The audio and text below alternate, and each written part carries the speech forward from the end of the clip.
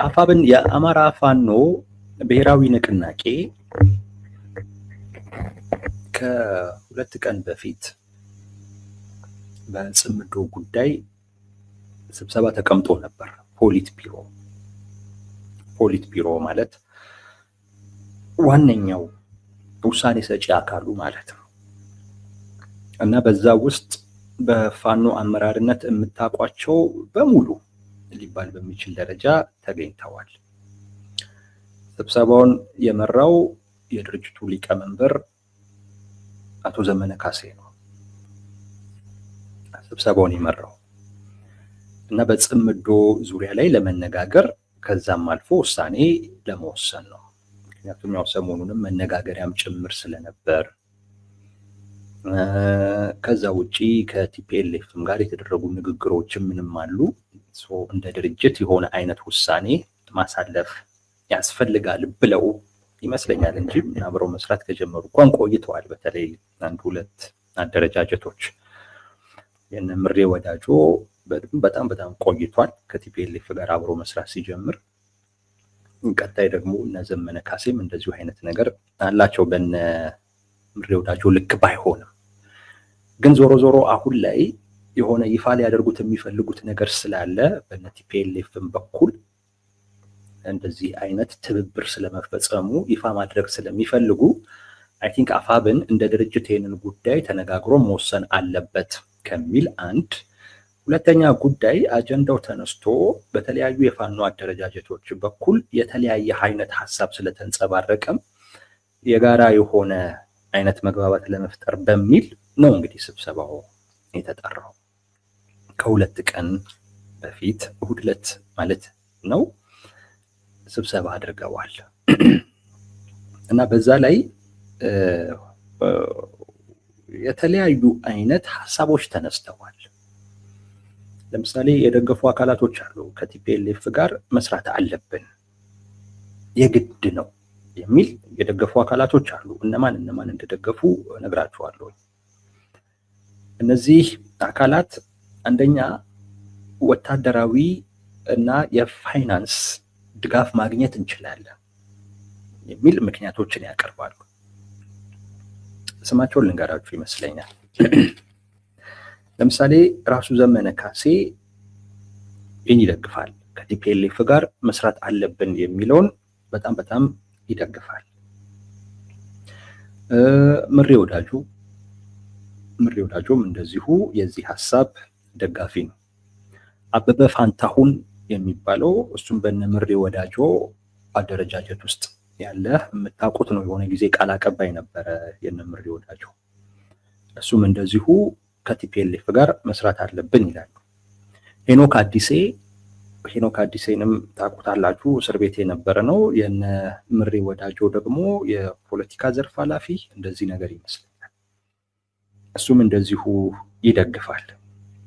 ብሩክ ስለሺ የሚባል እሱም የሸዋ ፋኖ ውስጥ እዛ ፋኖ አደረጃጀት ውስጥ ያለ ነው። ነገር ግን አሁን በአፋብን ውስጥ የእስክንድርን ቦታ የተካው ልጅ ማለት ነው። የውጭ ጉዳይ ነው። እንደዚህ እዛ ውስጥ የእስክንድርን ቦታ የተካው ሰው ማለት ነው ብሩክ ስለሺ የሚባለው። ሌላኛው ጎንደር ላይ ያለ ሳሙኤል ባለድል የሚባል ሹርቤ የሚሰራ እና ሳልሳዊ ቴዎድሮስ ነኝ ብሎ ያስባል ይላሉ። እኔ አላቅም። እሱ እንደዛ እንድታስታውሱት ብዬ ነው። እሱም እንደዚሁ ይደግፋል። ከቲፒኤልኤፍ ጋር መስራት አለብን ይላሉ። ለዛ በሚያቀርቡት ምክንያቶች አሉ። አንደኛው ቅድም እንዳልኳችሁ ወታደራዊ ድጋፍ እናገኛለን፣ የፋይናንስ ድጋፍ ከቲፒኤልኤፍ እናገኛለን የሚል ነገር ያነሳሉ።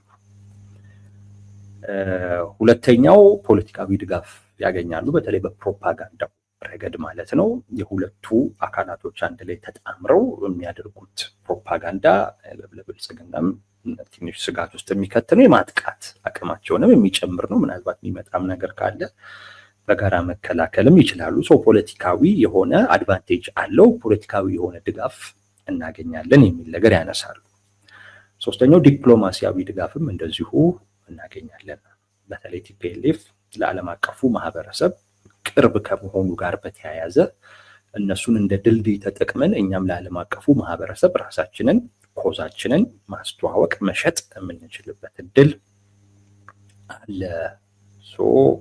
ከቲፒኤልኤፍ ጋር መስራት አለብን የሚል አቋም ጽኑ የሆነ አቋም ነው የያዙት።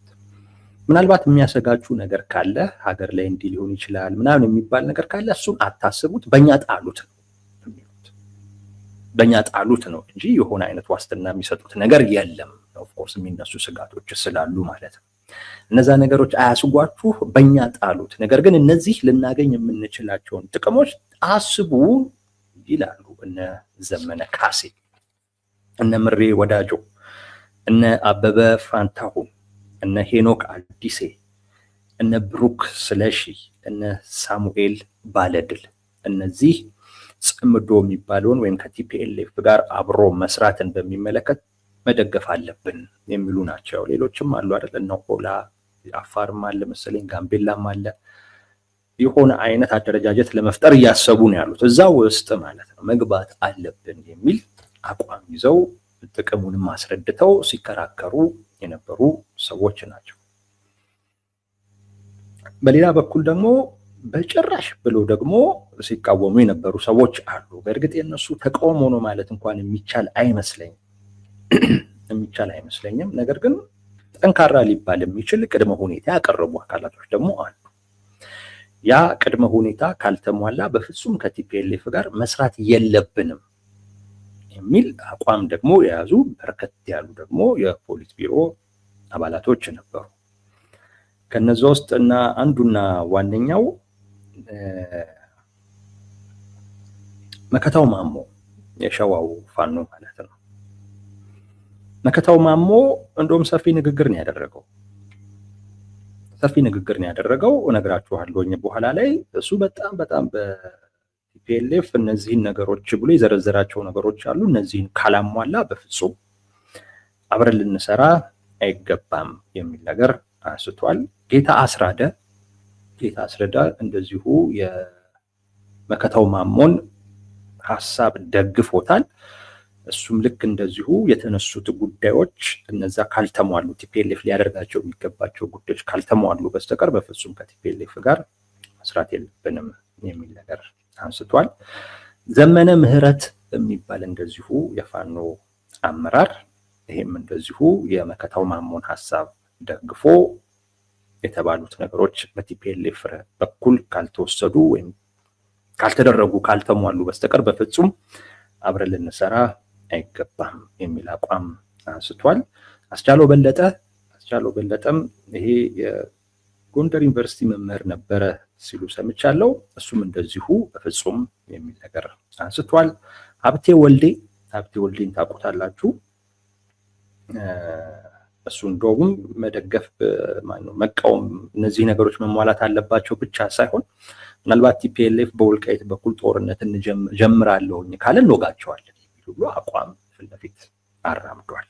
ዝም ብለን አናያቸውም፣ እንወጋቸዋለን የሚል እርምጃ እንወስዳለን፣ ጦርነት እንከፍትባቸዋለን የሚል ወይም ምላሽ እንሰጣለን የሚል ነገር አንስቷል ሀብቴ ወልዴ። መምህር ምንተስኖት እንደዚሁ እሱ እኚህም ደግሞ ሸዋ ውስጥ ያሉ ናቸው። ባዩ የሚባል የወታደራዊ ዘመቻ መሪ ነው። እሱም እንደዚሁ ቲፒኤልኤፍ እነዚህን ነገሮች ካላሟላ በፍጹም የሚል ነገር አንስቷል። አሻግሬ ባዬ የሚባል እንደዚሁ ከወሎም እንደዚሁ አንድ ሰው ስሙን ማግኘት አልቻልኩም። ከወሎ ውስጥ ካሉ የፋኖ አደረጃጀት ውስጥ ከነምሬ ማለት ነው ሲፈልጉ ይግደሉኝ እንጂ ይሄንን እንኳን ከምደግፍ ሞቴን እመርጣለሁ ያለ አንድ የወሎ የፋኖ አመራርም አለ የተቃወመ ማለት ነው። እነዚህ ነገሮች ካልተሟሉ በስተቀር ከቲፒኤልኤፍ ጋር በፍጹም መስራት የለብንም ያሉ ማለት ነው። ያሏቸው ነገሮች አንደኛው ህወሓት በአማራ ህዝብ ላይ ያለው አመለካከት የጠላትነት አመለካከት አሁንም ድረስ አልተለወጠም። ቲፒኤልኤፍ የብልጽግናን ያክል ለኛ ጠላት ነው። ኦፍኮርስ ብልጽግና ጠላታችን ነው፣ የዛን ያክል ጠላት ነው። በሁለቱ መካከል ያለው ልዩነት የኃይል ልዩነት ነው፣ የአቅም ልዩነት ነው፣ የትጥቅ ልዩነት ነው። በዚህ ደረጃ ልዩነቱ በዚህ ደረጃ ሆኖ ሳለ ግን ጠላትነታቸው ለአማራ እኩል ሆኖ ሳለ ከቲፒኤልኤፍ ጋር ለጊዜያዊ ጥቅም ብለን አብረን ልንሰራ አይገባም የሚል ነገር አንስተዋል። ሁለት ህወሓት በህገ መንግስቱ ላይ ያለው አቋም አሁንም አልተቀየረም። ይሄ ህገ መንግስት ደግሞ የአማራን ህዝብ የህልውና አደጋ ውስጥ የጣለ ህገ መንግስት ሆኖ ሳለ በዚህ ህገ መንግስት ላይ ደግሞ ያለው አቋም ትላንት እንደነበረው በሆነበት አይነት ሁኔታ ከዚህ ድርጅት ጋር አብረን የምንሰራበት ምንም ምክንያት የለም። ሁለት ሶስተኛ ህወሓት የኢትዮጵያን ሉዓላዊነት ይክዳል። የትግራይ ሉዓላዊነት ነው የሚለው የትግራይ ሉዓላዊነት ተቀብሎ እሱን ከፍ እያደረገ የኢትዮጵያን ሉዓላዊነት ክዶ ካለ አካል ጋር በምን አይነት መልኩ ነው እኛ አብረን ልንሰራ የምንችለው? አራት ህወሓት አሁንም የአማራ ግዛቶችን የመንጠቅ ፍላጎት አለው። ወልቃይት፣ መተከል፣ ራያ እንደዚህ ዘረዝራሉ። እነዚህን ሁሉ የመንጠቅ ፍላጎት አለው። ጦርነትም አደርጋለሁ እያለ ያለው እነዚህን አካባቢዎች ለመንጠቅ ነው። ከብልጽግናም ጋር ያለው ልዩነት ይሄ ነው። ይሄ በሆነበት አይነት ሁኔታ ከቲፒኤልኤፍ ጋር በምን አይነት መልኩ ነው የምንሰራው የሚል ነገር አንስተዋል። ቅድም የጠቀስኩላችሁ እነ መከታው ማሞ፣ ጌታ አስራደ፣ ዘመነ ምህረት፣ አስቻለው በለጠ፣ ሀብቴ ወልዴ፣ መምህር ምንተስኖት፣ አሻግሬ ባዩ የሚባልም እንደዚሁ ሸዋ ውስጥ ያለ ከነ ደሳለኝ ጋር የነበረ ማለት ነው።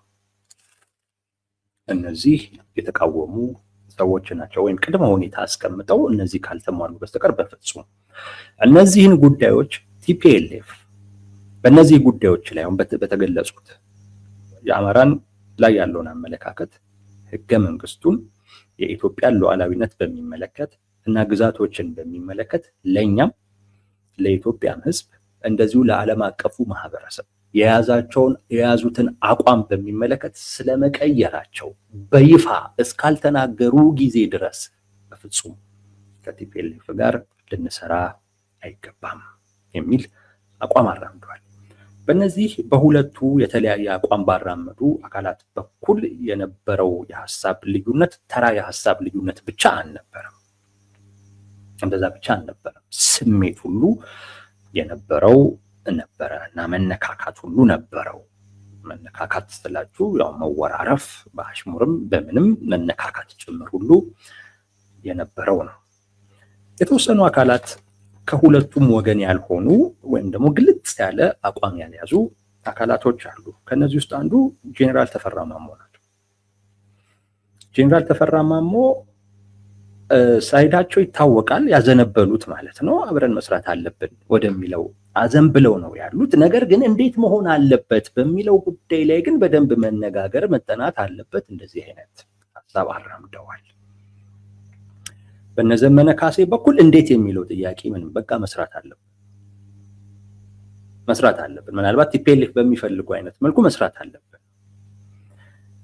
እነ መከታው ማሞ ደግሞ የሚሉት እና ሀብቴ ወልዴ ደግሞ የሚሉት በፍጹም በቅድመ ሁኔታ መሆን አለበት፣ እነዛ ነገሮች ሲሟሉ ነው መስራት ያለብን የሚል እና ጄኔራል ተፈራ ማሞ ደግሞ ያው መስራት አለብን ወደሚለው ያዘነብላሉ። ነገር ግን እንዴት የሚለው ነገር ላይ መነጋገር መቻል አለብን፣ እሱ ላይ መስማማት አለብን የሚል አይነት መሀል ላይ የሆነ አይነት አቋም ለማራመድ ሞክረዋል።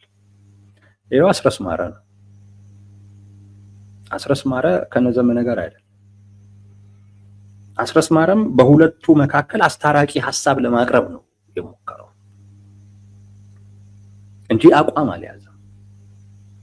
አስታራቂ ሐሳብ ለማቅረብ ነው እንጂ የሞከረው ቅድመ ሁኔታ አቅርበን እሱ ካልተሟላ መስራት የለብንም አሊያም ደግሞ የተባሉትን ጊዜያዊ ጥቅሞች ለማግኘት ሲባል መስራት አለብን ከሚለው ውስጥ መግባት አልፈለገም። እሱ ለማስታረቅ ነው ሲሞክር የነበረው። ግን አስረስም ቢሆን መስራት አለብን ወደሚለው ያዘነበለ። ሌላኛው ዝናቡ ልንገረው ነው። ዝናቡ ልንገረው ያዘነበለው መስራት የለብንም ወደሚል ነው ያዘነበለው። ማለት ወደነ መከታው ማሞ ሳይድ ነው ያዘነበለው። ነገር ግን እሱም ልክ እንደ ጄኔራል ታደሰ ወረደ ወደዚህ ሲያዘነብል ዞሮ ዞሮ እዛ ያሉትን አካላት ላለማስከፋት ትንሽ መሀለኛውን ስፍራ ለዘብ ባለ አይነት መልኩ ለመሄድ ነው የሞከረው። እሱም እንደዚሁ ለማስታረቅ ወይም ደግሞ እንዴት በሚለው ላይ እንዲህ ብንነጋገር ምናምን ቲፒኤልኤፍ ሴል ሊያደርግ ይችላል ወይ ምናምን የሚል ነገር ነውና ቲፒኤልኤፍ እኮ አያደርግም ይሄንን ጉዳይ እያለ ወደ መሸሽ ነው ወደዚህኛው ሳይድ ወደ እነ መከታው ማሞ ሳይድ ጠጋ እያለ ነበረ ሲናገር የነበረው። እነዚህ ሶስቱ አቋም ያልያዙ ናቸው። ሌሎቹ ግን አቋም ይዘው ቅድም በነገርኳችሁ አይነት መልኩ ተራ የሀሳብ ልዩነት ሳይሆን ስሜት ባለው አይነት መልኩ ሁሉ ሲነጋገሩ የነበሩ ናቸውና አልተግባቡም። በመጨረሻም ዘመነ ካሴ ይሄንን ጉዳይ አመት አይደለም 2 አመትም ቢሆን እንወያይበታለን በሚል የዕለቱን ስብሰባ እንዲጠናቀቅ አድርጓል። ዘመነ ካሴ አመት ሳይሆን 2 አመትም ቢሆን ሁሉ እንነጋገርበታለን እንወያይበታለን የሚል ነገር አንስቷል። ይሄ ነበር በአፋብን በኩል የአፋብን ፖሊት ቢሮ ጽምዶን በሚመለከት ወይም ከቲፒኤልኤፍ ጋር አብሮ መስራትን በሚመለከት ሲነጋገር የነበረው እሑድ ዕለት ወይም ከ2 ቀን በፊት ባደረገው ስብሰባ። አስተማማኝ ነው ይሄ መረጃ፣ ምንም እንዳትጠራጠሩ። እንትናቸው ብቻ ነው የቀረው እንጂ ብዙ ነገር ነግሬያቸዋለሁ ሲወራጩ ወይ ምናምን እና ደግሞ በስበት በሆነ ነገር ተነካኩ ምለውን ነገር እሱም ብቻ ነው እንጂ ተውኩት። አብዛኛው ነገር በቃ እንዳላችሁ ልትቆጥሩ ትችላላችሁ እዛው። እና የተለያዩበትን መንገድ ጥሩ አልነበረም። ኤኒዌይስ ተግባብተው አይደለም የተለያዩት፣ በስሜትም ጭምር ተረባብሸው ነገር ነው የተለያዩት። አልተግባቡበትም። ወደኛ ሐሳብ እንሂድ። 2 ነገሮች ታያላችሁ። አንደኛው ጊዜያዊ ጥቅሙን ታሳቢ ያደረገ አካል ታያላችሁ። ሌላኛው ደግሞ መርህን መሰረት ያደረገ አካል ደግሞ ታያላችሁ። ሁለቱም ምክንያት አላቸው። የትኛው ነው ግን ይበልጠው የሚለውን ራሳችሁ ልትወስኑ ትችላላችሁ። እነ መከታው ማሞ መርህን ነው መሰረት ያደረጉት። አንሰራም የሚል አቋም የላቸውም። እንደዛ እንዳትወስዱት። ነገር ግን ቲፒኤልኤፍ ኢትዮጵያ ውስጥ ያለ የፖለቲካ ኃይል ነው ኦፍ ኮርስ። ነገር ግን እንደዛ ብቻ ብለን የምናየው ኃይል አይደለም። ቲፒኤልኤፍ ከአማራ ጋር በተያያዘ በተለየ መታየት ያለበት ድርጅት ነው። በአስተሳሰቡ በአይዲዮሎጂ ብቻ ሳይሆን በተጨባጭ የአማራ ሕዝብ ላይ ያለውን ጠላትነት ያንጸባረቀ ስብስብ ነው። እኛ እንደዛ እናምናለን። በእርግጥ እዛም ያሉ ሰዎች በሙሉ አይክዱትም። ይሄ የአማራ ብሔርተኝነት እዚህ ላይ ቆም አንዱ መቆሚያው እኮ ይሄ እኮ ምሰሶ። ይሄ በሆነበት አይነት መልኩ ከዚህ አካል ጋር ዝም ብለን ብልጽግናን እናስወግድ ብቻ ተብሎ ወታደራዊ ድጋፍ ለማግኘት የሆነ የፋይናንስ ድጋፍ ለማግኘት የሆነ ፕሮፓጋንዳ ብልጫ ልንወስድ እንችላለን በሚል ከሆኑ የዓለም አቀፉ ማህበረሰብ ጋር እንደዛ በሚል እንዴት ልንሰራ እንችላለን? ህገ መንግስቱን በሚመለከት የህልውና አደጋ የገባንበትን ስርዓት ያበጀውን ህገ መንግስት በሚመለከት ምንም አይነት ለውጥ እንደውም እንዲቀጥል የሚፈልግ ስብስብ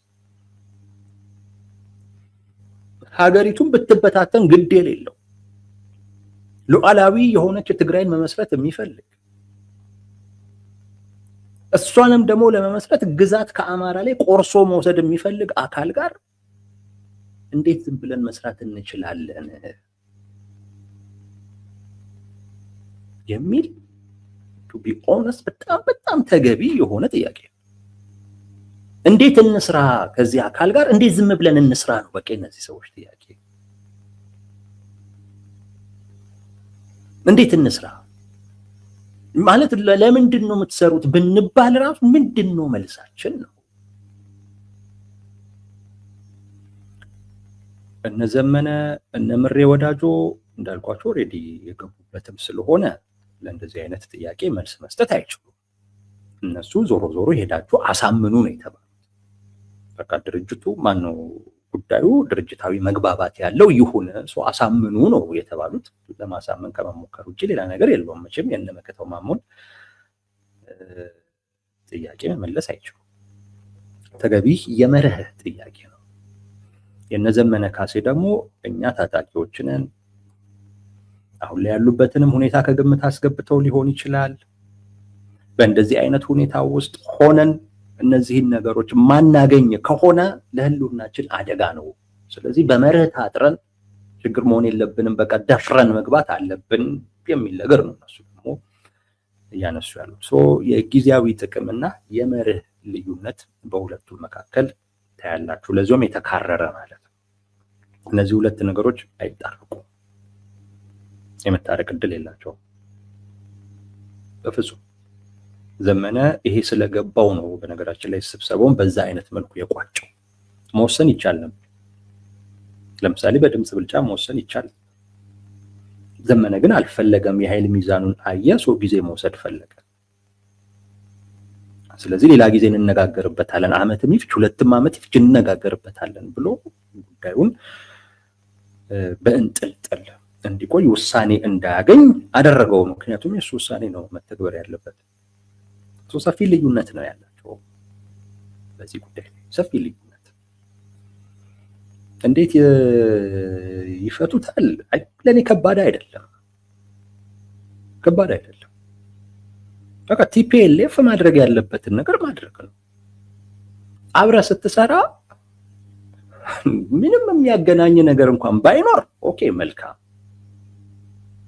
በቃ ጥቅም ነው። አሁን ለምሳሌ ፋኖ ከሻቢያ ጋር ጥቅም ነው። በቃ ያ ትጥቅ ምናምን ይሰጧል። ከሻቢያ ጋር የሚያጣላው ምን የሚለው የድንበር ጉዳይ ምናምን የለም። በቃ እንደዚህ አብረን ልትሰራ ትችላለህ። ግን ከቲፒኤልኤፍ ጋር ግን ስትሰራ እንዴት አትግባባ? ሳትግባባ እንዴት ትሰራለህ? ምንም እኮ ግራ እኮ። ለዚያውም አለመግባባት ብቻ እኮ አይደለም። እንደውም እነ መከታው ማሞ አልጨመሩበትም እንጂ ቲፒኤልኤፍ እኮ እያለ ያለው ለምሳሌ ግዛትን በሚመለከት የአማራ ፋኖ ብሔራዊ ንቅናቄ እጅ ስጠኝ እኮ ነው እያለ ያለው። አሁን ለምሳሌ ብልጽግና ለድርድር ጠይቆን አያውቅም፣ እጅ ስጡ ነው የሚለን ይላሉ አይደለም? አዎ እንደዛ ነው የሚለው፣ እጅ ስጡኝ ነው የሚለው ብልጽግና፣ ምንም ጥያቄ የለው። ቲፒኤልኤፍም እጅ ስጡ ነው የሚላቸው፣ እጅ ስጡ ነው የሚላቸው። አብረን እንስራ ይላቸዋል፣ ግን በምዕራብ ትግራይ ጉዳይ ግን በሉዓላዊነታችን አንደራደርም ይላቸዋል። ያ ምን ማለት ነው? እጅ ሰጣችሁኝ ነው እንጂ አብሮክ እንዲሰራ የሚፈልግና የሚያነጋግር ታስፈልገኛለህ የሚል አካልማ በጋራ ጉዳያችን እንነጋገር እንግባባ ይልሃል። አይነ ዘመነ በደንብ ሊያስቡበት ይገባል። ግን እነሱ ኦልሬዲ ገብተውበታል።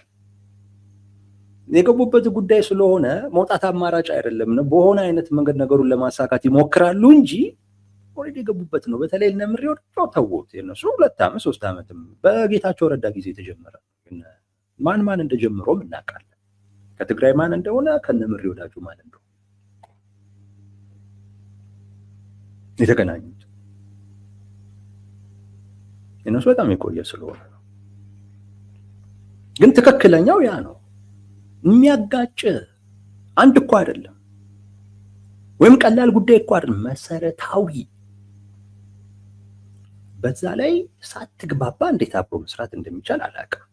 እና ቲፒኤልኤፍም ይሄን እያወቀ አብራችሁኝ ስሩ ይላችኋል። ነገር ግን በዚህ ጉዳይ አልደራደራችሁም ይላችኋል። እጅ ስጡ ነው፣ ለክላሽ ብላችሁ እጅ ስጡ ነው። ያው ለምሳሌ ወታደራዊ ድጋፍ ያደርግልናል። ወታደራዊ ድጋፍ ብልጽግና እያደረገልህ አይደለም እንዴ? ማርካ አንድ እየታጠቅ ያለው አስታጥቄ የምትሉት ፊልድ ማርሻሉን ለምንድን ነው ታዲያ? ምን ያደርግልሃል? ቲፒኤልኤፍ የለውም እኮ። ያለው መስሏችሁ ነው? ብዙ እኮ የለውም እሱ። አንደኛ ከብልጽግና እያገኘህ ነው፣ ማርኬ እየታጠቅኩ ነው እያልክ እንደገና ደግሞ ለመሳሪያ ብለህ መሰረታዊ የሆነ ልዩነት ካለ አካል ጋር በዛ ሳልግባባ ዝም ብለን እንስራ ማለት ክላሽ የሚጋጭ አይነት ነገር አለው። የፕሮፓጋንዳ ድጋፍ ምናምን የፋኖ ኃይሎች እኮ አንሱ ቅንጅት ነው እንጂ እኮ የሌላቸው፣ አንድነት ነው እንጂ እኮ የሌላቸው። እውነቴን ነው የምላቸው፣ አያንሱም እኮ አያንሱም። የሚያንሱ አይመስለኝም። በቃ ለኢትዮጵያ ፖለቲካ ውስጥ ላለ ፕሮፓጋንዳ ምን ያንሳሉ? በቃ ዝም ብሎ ገብቶ መንፎጫረቅ ነው። ሌላ ነገር እኮ የለውም እኮ። እነዛን ሲያደርጉ ነው የምናየው። አሁንም መንቦጫረቁን እንዲቀንሱ ማድረግ በቃ ቅርጽ ማስያዝ ነው እንጂ ሌላ ነገር እኮ የለውም። አንዳንዴ ሁሉም የገባ ሲንቦጫረቅበት ስለማይ እሱን ቅርጽ ማስያዝ፣ ወጥ ነገር ማድረግ፣ በቃ ራስ ላይ መስራት በቂ እኮ ነው። የዲፕሎማሲ ድጋፍ ይሄ ዲያስፖራው ድክመት ነው። ዲያስፖራውን መወትወት ነው። ምን ያደርጋል? ቤቱ ቁጭ ብሎ ቤቱ ቁጭ ብሎ ፋኖ ይችላል ብሎ ስለጻፈ ብቻ የታገለ የሚመስለው አካል ነው። ሄደ ማንኳኳት ነው። እዛ በየቢሮው እየሄድክ ማንኳኳት ነው። አሉ ለምሳሌ የለንደን ፋኖ ምናምን የሚሏቸው አሁን እነሱ የሚያደርጉት ማለት ነው መጨቅጨቅ።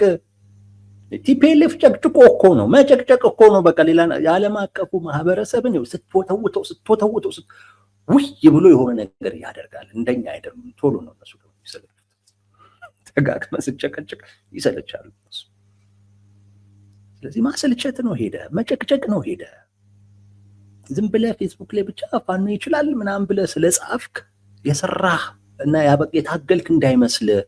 በየቢሮ እየሄድክ አንኳኳ፣ ስለ ህዝብ ተናገር፣ ጨቅጭቅ። ከየት አደረሳችሁልኝ፣ ከየት አደረሳት፣ ይሄ እንትንህን ጣለው፣ ይሄ ኩራት ምናምን የሚባልህን ነገር ጣለው እና በየቢሮ ቲፒኤልኤፍ በዛ ደረጃ ነው በዓለም አቀፉ ማህበረሰብ ዘንድ ትኩረት ያገኘው። መሬት ላይ እየተንደባለለ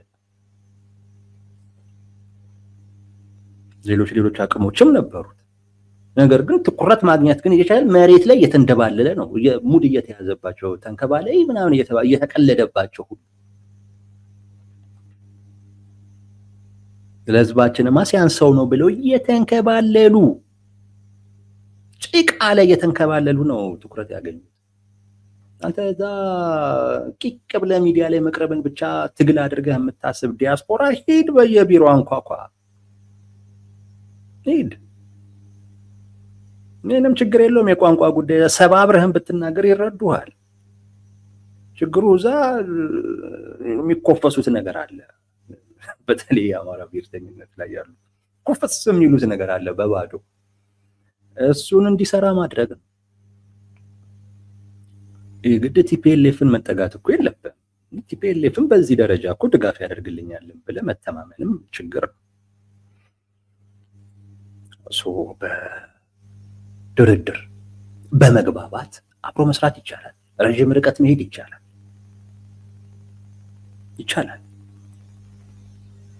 ቲፒኤልኤፍ ማድረግ ያለበትን ያድርግ። ሁለት ነገር ወዶ አይቻልም። ፋኖንም ወደህ የራስህንም መስጠት አልፈልግም አለመስጠትንም ወደህ እንደዛ አይቻልም። ይሄ እንደውም የበለጠ ቲፒኤልኤፍን ሌላ ቅብጠት ውስጥ መክተት ነው። ሌላ የቅብጠት ደረጃ ላይ ማውጣት ነው። ብልጽግናም ያቀብጠዋል፣ እንደገና ፋኖ አንተም ታቀብጠዋለህ እንዴ? ተው እንጂ ተው። ሁሉም በየፊናው ቲፒኤልኤፍን እያቀበጠ እኮ ነው። ችግር እኮ እየሆነ ያለ። ጫን በሉት። አይ እንደዚህ አላደርግም ካለ የራሱ ጉዳይ። ተወጣው። ፖለቲካ ሰተህ የምትቀበለው ጉዳይ ነው። ዝም ብለህ የምትቀበለው ነገር የለም። ጫን አድርጉት፣ ይቀበላል። በተለይ በዚህ ወቅት እውነቴን ነው የምላችሁ፣ ይቀበላል። እንደው ለማታለል ብሎ እንኳን ይቀበላል። ጫን አድርጎ መያዝ ለማታለል ብሎ። በእርግጥ እናንተን ከምቀበል በዚህ ጉዳይማ ከብልጽግና ጋር ልስማማም እንዴ ብሎ ሊሄድ ይችላል። ይሄድ፣ ምን ቸገረ? ቲፒኤልኤፍ እንደዛ ነው የሚያደርገው። ከአንተ ጋርማ በወልቃይት ጉዳይ ከምስማማ ብልጽግና ምን አለኝ? ከሱ ጋር አልስማማም እንዴ? ብልጽግና እኮ ጊዜያዊ መንግስት ላቋቁምበት ለእናንተ አልሰጥም ነው ያለኝ። ስለዚህ ይሄ የአማራ ነው ብዬ ለአንተ ከምሰጥማ ከብልጽግና ጋር እስማማለሁኝ ይላል። ይስማማ፣ ይሄድ።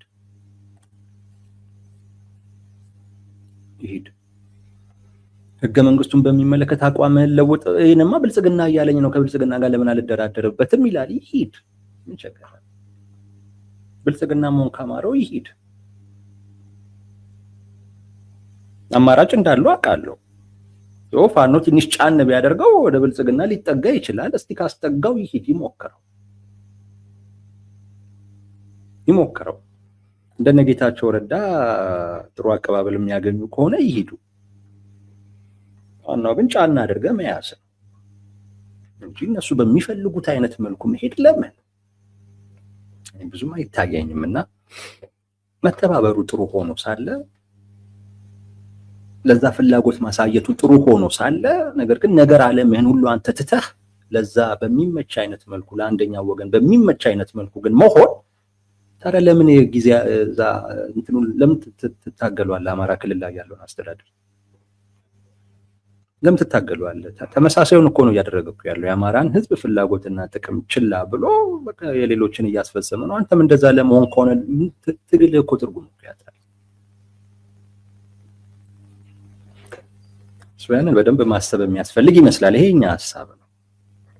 ኤኒዌይ ስብሰባው ግን በዛ አይነት መልኩ ተጠናቀቀ። ዘመነ ካሴ አመትም ይሁን 2 አመት ይህንን ጉዳይ እንነጋገርበታለን ብሎ ጊዜ ለመውሰድ ፈለገ። አይታችሁ ከሆነ ጎጃም እሱ የለውም ዘመነ ካሴ በዚህ ጉዳይ ላይ አብሮት የቆመ ሰው የለውም። አስረስ ማረ መሀል ላይ ነው፣ ዝናቡ መሀል ላይ ነው። አንድ የጎጃም ሰው አለ ስማቸው ማይያዝልኝ አሻግሬ ባይ የሚባል በእነ ማስረሻ በኩል እነሱን የተካ ማለት ነው። ከነ ማስረሻ ጋር ነበር አሻግሬ ባይ ኢንጂነር መሰለኝ። ይሄም ጎጃም ነው ግን ከዘመነ ጋር አይደለም። እና ጎጃም ላይ ሰው የለውም። ጽምዶን በሚመለከት ነው ማለት አፋብንም ላይ በደንብ ተበልጧል። ስለዚህ ማድረግ የፈለገው ጊዜ መውሰድ ነው። ጊዜ ለመውሰድ አመትም ይሁን 2 አመት እንወስዳለን እንትን እንላለን እያለ ነው። ዘመነ ካሴ በባህሪው ሐሳቡን መጫን የሚፈልግ ሰው ነው። የሌሎችን ይቀበላል የሚል ግምት የለንም። ከዛ ውጪ ድርጅቱ ሳይግባባበት ዘመነ ካሴን ብዙ ርቀት ድረስ ሄዷል። ከቲፒኤልኤፍ ጋር ብዙ ርቀት ሄዷል። አይ ዶንት ቲንክ መመለስ ይችላል አይችልም የማውቀው ነገር የለም። ስለዚህ በጀመረው አይነት መንገድ ከመቀጠል ውጪ አማራጭ የለውም። አሁን ላይ ማድረግ የፈለገው ነገር እንግዲህ በሌላ አይነት መንገድ ጉዳዩን ለማስፈጸም ወይም ደግሞ እምቢ ያሉትንም አካላቶች ትንሽ ሎቢ አድርጎ ምን ብሎ ወደ ራሱ ሐሳብ አምጥቶ በኋላ የድርጅቱ ሐሳብ ለማድረግ ጊዜ ስለሚፈልግ ጊዜ ለመግዛት የፈለገ ይመስላል። ኤኒዌይስ ግን በጽምዶ ጉዳይ አፋብን ውሳኔ የማሳለፍ አቅም አጥቷል። ለጊዜው ውሳኔ ማሳለፍ አቅም አጥቷል። ይሄ ነገር በዚሁ የሚቀጥል ከሆነ ነገ ከነገ ወዲያ መከፋፈል አይደለም እርስ በርስም ሊገዳደሉ ይችላሉ። እርስ በርስም ሊዋጉበት ይችላሉ። ቀላሉ ልዩነት አይደለም። ይሄንን ነው የሚመስለው የአፋብን ፖሊት ቢሮ ጽምዶን በሚመለከት ያደረገው ስብሰባ ወዳጆች።